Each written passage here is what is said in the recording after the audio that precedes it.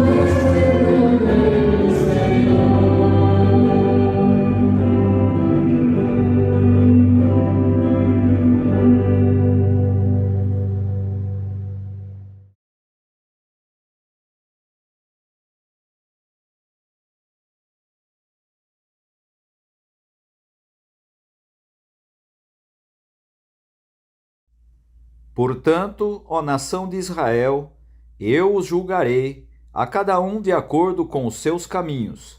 Palavra do soberano Senhor.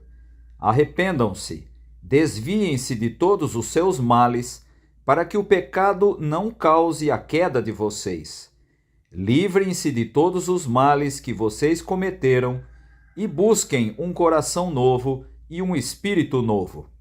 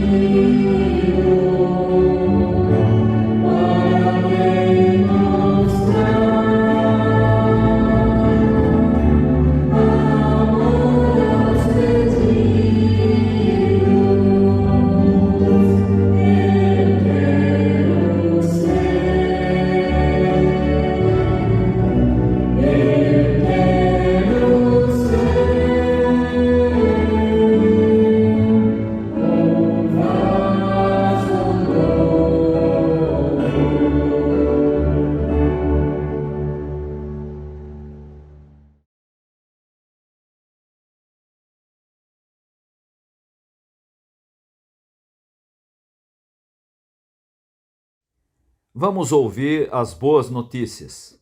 Bem-aventurado aquele cuja iniquidade é perdoada, cujo pecado é coberto. Bem-aventurado o homem a quem o Senhor não atribui iniquidade e em cujo espírito não há dolo. Em Cristo Jesus somos perdoados. Amém.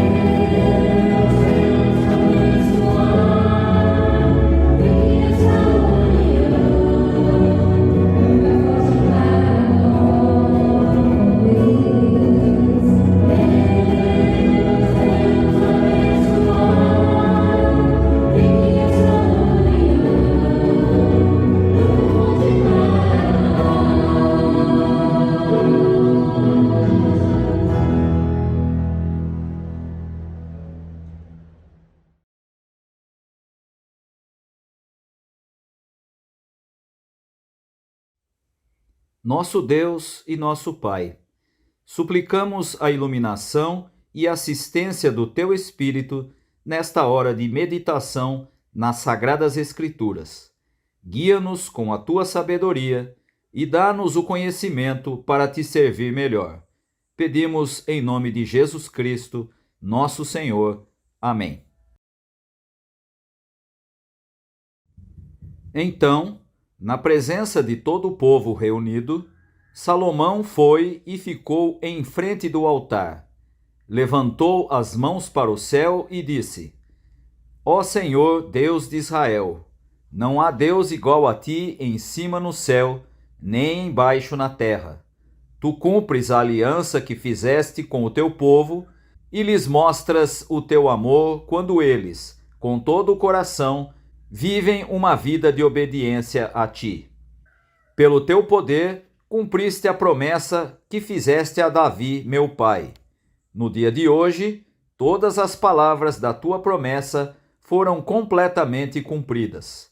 E agora, ó Senhor, Deus de Israel, eu te peço que cumpras a outra promessa que fizeste ao meu pai, quando lhe disseste que sempre haveria um descendente dele governando como rei de Israel, contanto que eles te obedecessem com o mesmo cuidado com que ele obedeceu. Portanto, ó Deus de Israel, faze com que se cumpra aquilo que prometeste a Davi, meu pai, teu servo.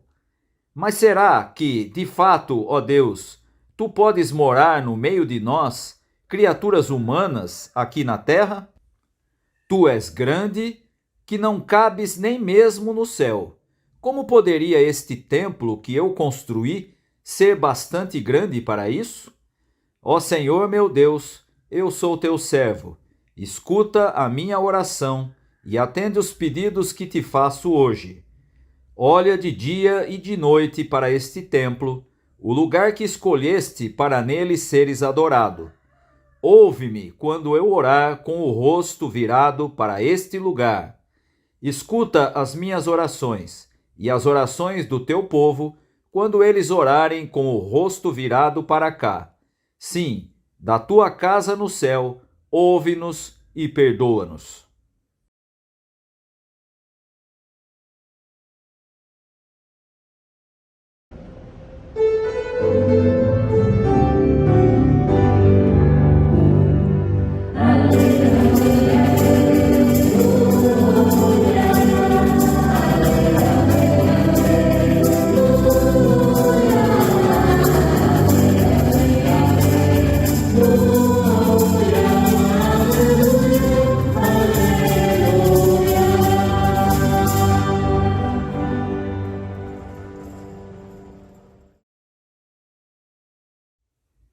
Quem come a minha carne e bebe o meu sangue permanece em mim, e eu permaneço nele. Assim como o Pai que vive me enviou, e igualmente eu vivo por causa do Pai, também quem de mim se alimenta viverá por mim. Este é o pão que desceu do céu, em nada semelhante àquele que os pais de vocês comeram e mesmo assim morreram. Quem comer este pão viverá eternamente. Jesus disse essas coisas quando ensinava na sinagoga de Cafarnaum. Muitos dos seus discípulos, tendo ouvido tais palavras, disseram: Duro é este discurso. Quem pode suportá-lo? Mas Jesus, sabendo por si mesmo que os seus discípulos murmuravam a respeito do que ele havia falado, disse-lhes: Isto escandaliza vocês? Que acontecerá então se virem o Filho do Homem subir para o lugar onde primeiro estava? O Espírito é o que vivifica, a carne para nada aproveita. As palavras que eu lhes tenho falado são espírito e são vida.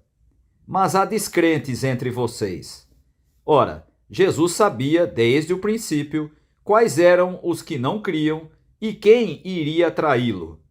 E prosseguiu: Por causa disto é que falei para vocês que ninguém poderá vir a mim se não lhe for concedido pelo Pai. Diante disso, muitos dos seus discípulos o abandonaram e já não andavam com ele. Então Jesus perguntou aos 12: Será que vocês também querem se retirar? Simão Pedro respondeu: Senhor, para quem iremos? O Senhor tem as palavras da vida eterna, e nós temos crido e conhecido que o Senhor é o Santo de Deus.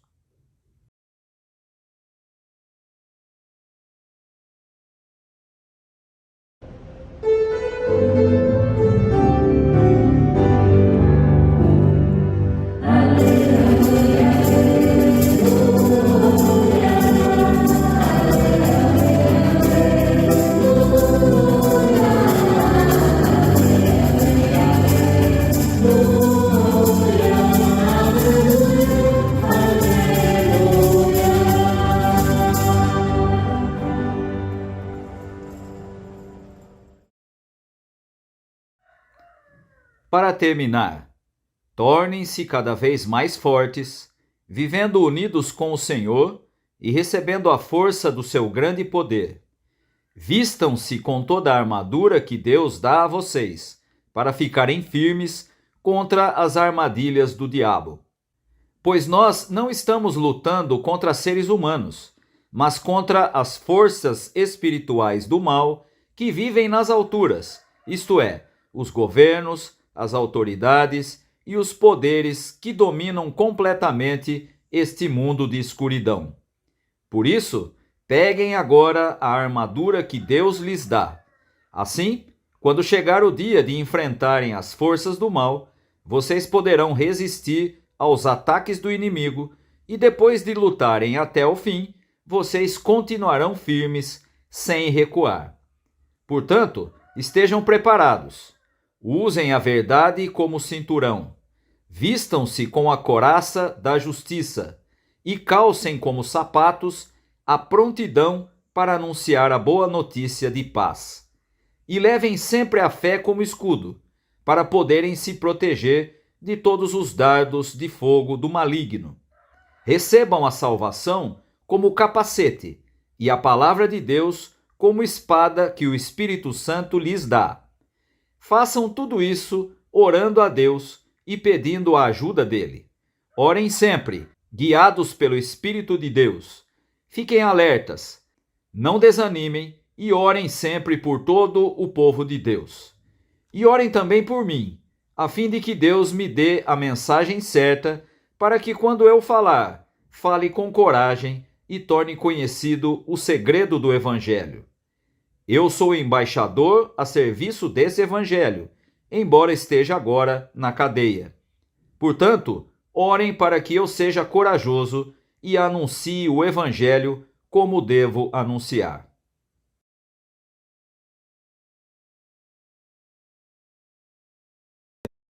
O texto da nossa reflexão de hoje encontra-se no capítulo 6 de Efésios, e Efésios pode ser dividida de uma forma bastante simples. Os 3 primeiros capítulos trazem informações mais voltadas para a explicação da fé e, portanto, um conteúdo mais doutrinário. E os capítulos 4, 5 e 6 trazem orientações mais práticas, orientações para o dia a dia de quem é seguidor de Jesus Cristo. O texto, portanto, de hoje faz parte de algumas orientações que Paulo dá e está focado principalmente na figura da armadura que, segundo Paulo, é dada por Deus para que aqueles que são seguidores de Jesus Cristo possam vestir essa armadura. Logo de início, nós temos a ideia importante de que, sendo uma armadura dada por Deus, ela não é, portanto, construção humana. Não somos nós que alcançamos ou produzimos o que Paulo chama de armadura para lutar contra os poderes que são contrários ao reino de Deus. Não, a armadura é dada por Deus, não é uma construção humana. É interessante notar que o objetivo da armadura, segundo a expressão de Paulo, é que aquele que segue a Jesus Cristo possa ficar firme contra as armadilhas do diabo.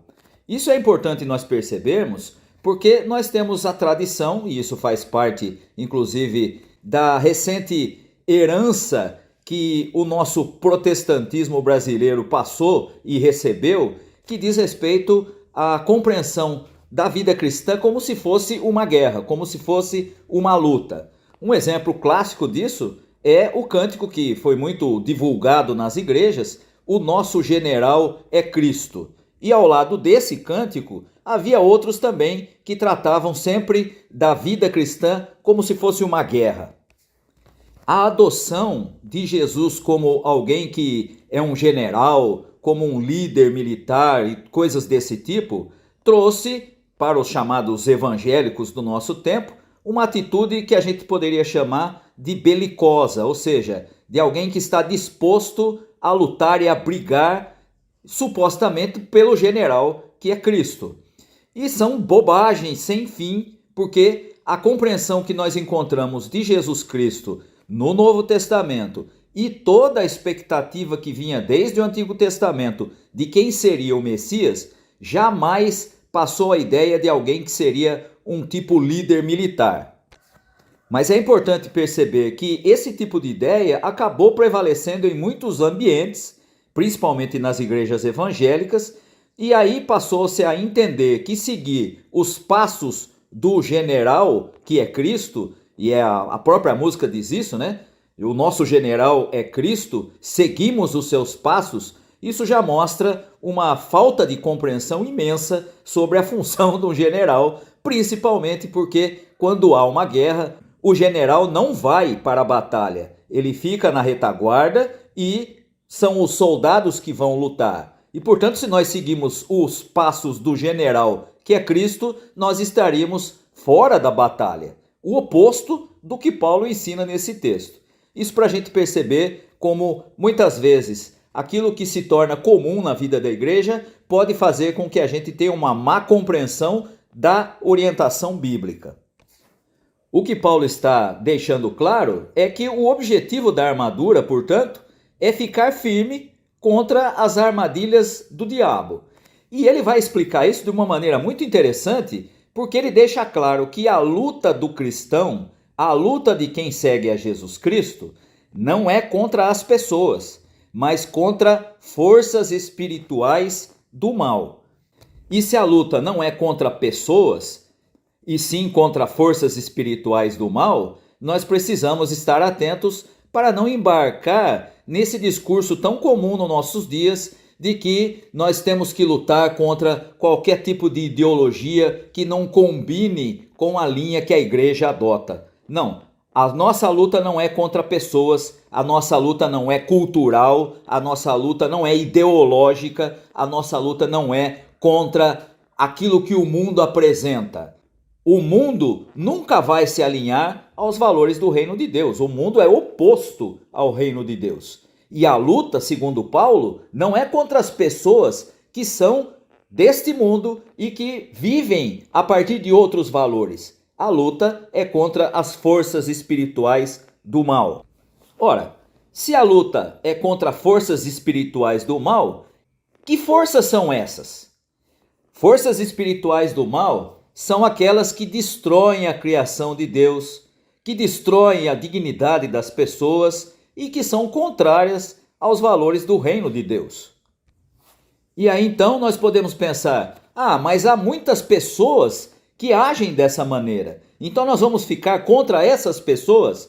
Não, não é contra as pessoas, mas contra essas ideias, essa mentalidade que é contrária aos valores do reino de Deus.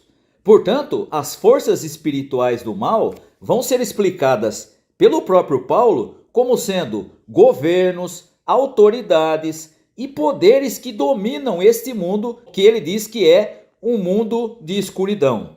Esses é que são os inimigos. E aí, novamente, nós podemos pensar, mas governos, autoridades e poderes não são exercidos por pessoas? Se as pessoas que ocupam essas funções estão contrárias ou promovem aquilo que nós chamamos de destruição da criação de Deus, da dignidade das pessoas e promovem valores contrários ao reino de Deus, então nós temos que resistir a esses poderes. Temos que resistir denunciando aquilo que é contra a vontade de Deus. Não podemos nos esquecer que a própria Escritura deixa claro que o mundo jaz no maligno e os interesses que o mantêm, ou que mantêm este mundo, são contrários a Deus. E, portanto, nós fazemos parte de um reino que não é deste mundo, mas nós temos de viver neste mundo preservando os valores do reino de Deus, ainda que isso possa trazer a oposição de quem quer que seja. Paulo então segue na sua orientação e diz que nós devemos tomar a armadura de Deus e a armadura que Deus dá. Perceba que essa armadura inicialmente é para defesa. Ela não é para atacar, ela não é para fazer com que o outro seja desvalorizado ou que nós combatamos a uma pessoa ou outra. Pelo contrário, ela é para manter aquele que crê firme, sem recuar. Essa é a expressão que Paulo usa no texto. Eu acredito que muitos de vocês conhecem o professor Clóvis de Barros, que é professor de filosofia na USP. Ele usa uma expressão que eu acho muito interessante. Ele diz que aprendeu com o pai dele a seguinte ideia: para trás nem para pegar impulso. E é mais ou menos essa que é a função da armadura que Deus nos dá, para nos manter firmes, sem recuar, para trás nem para pegar impulso. A imagem que Paulo cria é a imagem de alguém que está firme, que está estável num local e que não aceita ou que resiste àquilo que vem contra ele e se mantém firme sem recuar. E aí fica claro porque a armadura que Deus nos dá é para a defesa principalmente.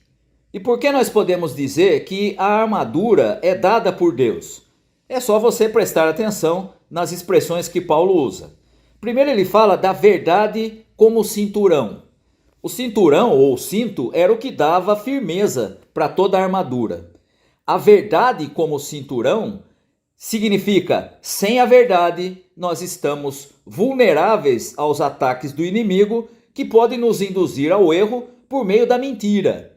Nós vivemos uma época em que a mentira se tornou algo volúvel. A verdade também está volúvel, ou seja, tem tanta fake news, tem tanta mentira sendo vendida como verdade que já não se sabe mais o que é verdade e o que não é. E por isso Paulo vai deixar claro que nós temos que tomar a verdade como o cinturão, como aquilo que dá firmeza a toda a estrutura de defesa contra os ataques do diabo. Logo em seguida, ele vai falar a respeito da couraça da justiça. E essa couraça da justiça é importante porque a verdade e a justiça, já desde o Antigo Testamento, sempre andam juntas. Tudo o que é injusto precisa ser denunciado e precisa ser repudiado. Tomar a couraça da justiça é entender que nós estamos assumindo a justiça que Deus espera para a nossa realidade, para a nossa sociedade, para a nossa comunidade de fé. Não a nossa noção de justiça, não a nossa ideia ou a ideia desse ou daquele grupo sobre o que é justo, mas a compreensão de justiça que nós encontramos na Escritura Sagrada. Em seguida, ele vai dizer: é preciso calçar a prontidão de anunciar a boa notícia de paz.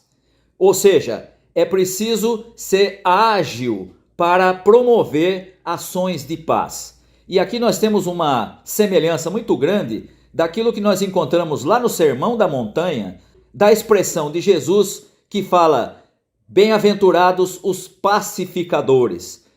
Ser pacificador não significa ser alguém que coloca panos quentes nas situações para evitar confronto. Não. Promover ações de paz, às vezes, causa reações contrárias. E aqui é exatamente a mesma ideia. Calçar a prontidão e anunciar a boa notícia de paz é promover ações em que a verdade prevaleça e então nós podemos ter clareza na maneira de nos relacionar com os outros e evitar os confrontos, os conflitos e promover a paz, uma paz baseada na justiça e na verdade. Outro item da armadura é o escudo da fé, que é para defesa contra os dardos inflamados, segundo Paulo, do maligno, que podem nos afastar de Deus. Veja que essa fé, o escudo da fé, está muito distante da compreensão que se tem hoje a respeito de fé, como se ela fosse uma moeda de troca diante de Deus, que quando eu quero alguma coisa, eu peço com fé e ele então fica obrigado a me ouvir e me atender. Não, o escudo da fé é justamente para nos manter aproximados de Deus, para que nós possamos nos defender daquilo que nos afasta de Deus. Chegamos então ao capacete da salvação, que guarda a parte mais importante do corpo, que é a cabeça. E o capacete da salvação aparece aí como salvação, assim como a fé e a verdade e toda a armadura, como vindo de Deus. É algo que não se conquista, é algo que se recebe. Assim como a fé, assim como a verdade, assim como a própria salvação, são coisas que nós recebemos de Deus, que são presentes de Deus, e por isso Paulo vai deixar muito claro nesse texto que nós temos que receber a armadura que vem de Deus. O capacete da salvação entra na mesma linha. E finalmente, nós encontramos a palavra de Deus como a espada. Essa ideia da palavra de Deus como espada é aquela mesma que nós vamos encontrar em outro texto, como a palavra de Deus que é capaz de dividir juntas e medulas e que aqui serve para defesa. Não é para ferir o outro, mas para se defender. Isso significa: sempre resista à tentação de usar a palavra de Deus para atacar quem quer que seja. Apontar as falhas dos outros é fazer um mau uso da espada, que é a palavra de Deus. A palavra de Deus não foi dada por ele para que nós fizéssemos esse uso dela. Pelo contrário, ela deve servir como uma forma de defesa contra as coisas que nos atacam e que atacam a verdade que vem de Jesus Cristo.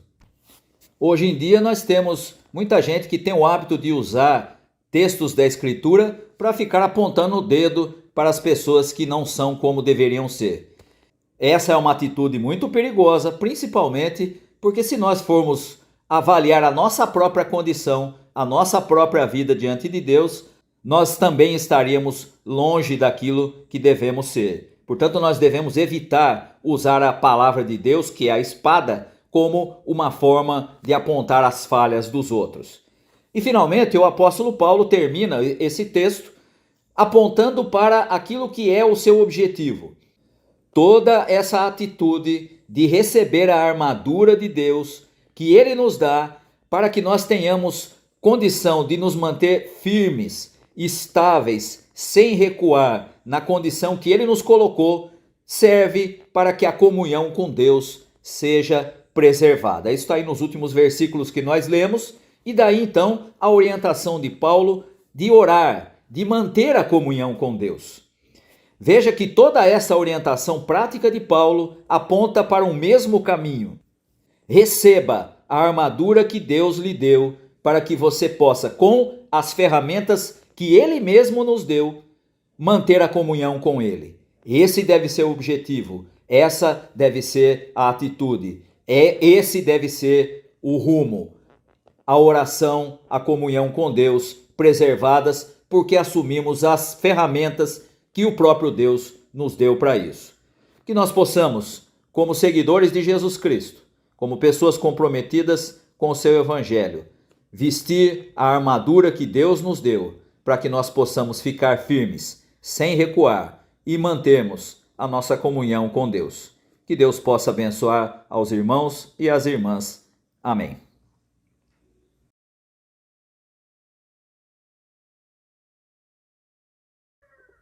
Cremos que Deus caminha conosco e nos protege. Cremos que sua força e bondade são maiores que nossas fraquezas. Cremos que Jesus Cristo está vivo entre nós, sempre disposto a amar-nos e orientar-nos. Cremos na sua palavra, registrada nas Escrituras. Estamos comprometidos com ele e, por sua causa, com a felicidade de todos os homens. Cremos que o Espírito Santo age em nós. Cremos que é força, sustento e bondade em nossa vida.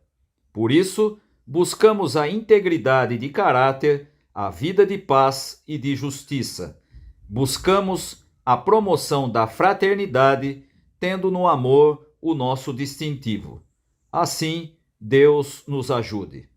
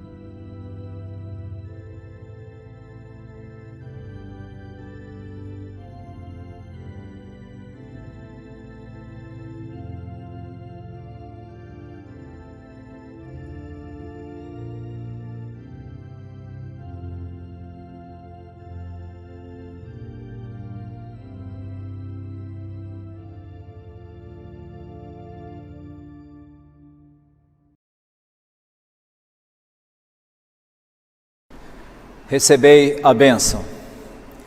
Que Deus te abençoe e te guarde. Que Deus sobre ti levante o seu rosto e te dê a paz. Que a graça do nosso Senhor e Salvador Jesus Cristo, que o amor de Deus, o nosso Pai, que o ensino e as consolações do Espírito Santo estejam com todos vós, hoje e para todo sempre. Amém.